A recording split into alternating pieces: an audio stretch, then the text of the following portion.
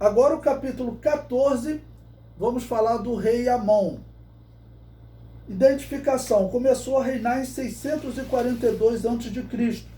Tinha 22 anos quando começou a reinar e 2 anos reinou.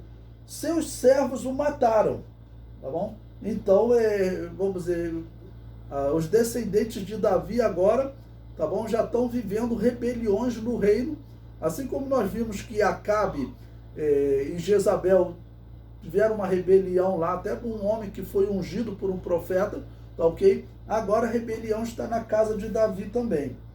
Período histórico: o reinado de Amon foi curto, o que causa dificuldades para se registrar algum fato histórico paralelo. Porém, vale lembrar que nesse período o Império Assírio estava começando a enfraquecer e a Babilônia está crescendo. Bom, se nós estamos aí perto do ano 642, 640 antes de Cristo, então falta pouco tempo para a Babilônia superar a Assíria e se tornar o Império Mundial. Obras reprovadas fez mal aos olhos do Senhor.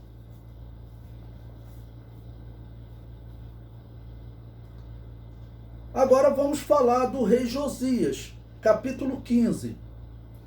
Identificação: começou a reinar em 640 a.C., tinha 8 anos de idade quando começou a reinar e 31 anos reinou. O seu reino foi profetizado antes de nascer. 1 Reis, capítulo 13, versículo 2, Josias foi citado pelo nome, tá bom? Lá em 931 a.C. Nós estamos em 640, tá bom? Quase 300 anos depois, a profecia se cumpre, ele nasce. E reina sobre Israel como um bom rei. Período histórico: em seus dias o faraó Neco subiu contra a Síria e ele, Josias, morreu. Nós veremos as obras dele que foram boas, mas foi inacreditável essa atitude dele, e o faraó Neco não estava fazendo guerra a Judá. O faraó Neco foi desafiar os assírios, e ele resolveu tomar as dores da Assíria, tá bom? Se colocou no caminho do faraó Neco e acabou sendo morto. Essa subida contra a Síria é um pouco estranha, pois a Assíria já havia caído diante da Babilônia em 612 a.C. E essa subida ocorre em 609 a.C., segundo a história.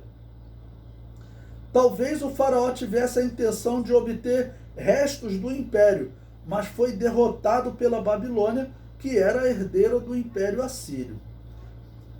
As obras reprovadas: esse desafio que ele fez ao faraó Neco era para ele ficar no cantinho dele quietinho, deixa esses cachorros grandes brigarem, porque o Egito estava em decadência, mas ainda era uma grande potência. Resolveu desafiar os mesopotâmios, né, que ficavam lá, a Babilônia e a Síria ficavam na Mesopotâmia, deixasse eles brigarem lá, mas ele talvez resolveu defender a Síria até para conseguir um favor futuro da Síria. Talvez fosse essa a razão. Número 4. Obras aprovadas. O sacerdote Ilquias achou o livro da lei, ok? E aí nós descobrimos por que os reis anteriores eles andavam de maneira tão errada, tá bom? Principalmente no reinado de Manassés, certamente o livro da lei foi abandonado, que foi um dos piores reis, inclusive, segundo a tradição, matou o profeta Isaías, né? E talvez aí por 50, 60 anos que a lei de Deus não era ensinada no templo de Israel. Então você pensa, imagine uma igreja onde a Bíblia Sagrada não seja ensinada há 50, 60 anos, de maneira que ela esteja encostada no templo, e um sacerdote encontra o livro. Acabou com os rapazes escandalosos, foi considerado o maior rei de Judá. Ele é considerado, então, de todos esses reis, comparando até Ezequias, todos, diz que ele foi o maior dos reis do Reino do Sul. Fez o maior avivamento em Israel pois foi um avivamento baseado na palavra de Deus. Leia 2 Reis 23, ele coloca pessoas, então, para ensinar esse livro da lei, que ele ouviu ali a leitura através do sacerdote Ilquias. Então ele estabeleceu mestres em Israel, atingindo até o reino do norte, que estava naquela mistura com povos que os assírios trouxeram para habitar, mas ele enviou mensageiros para ensinar a lei de Deus naquela região. Então, é um dos motivos pelo que ele foi chamado de o maior rei do reino de Judá, do reino do sul. Profetas do seu reino: Jeremias, Sofonias e a profetisa Hulda.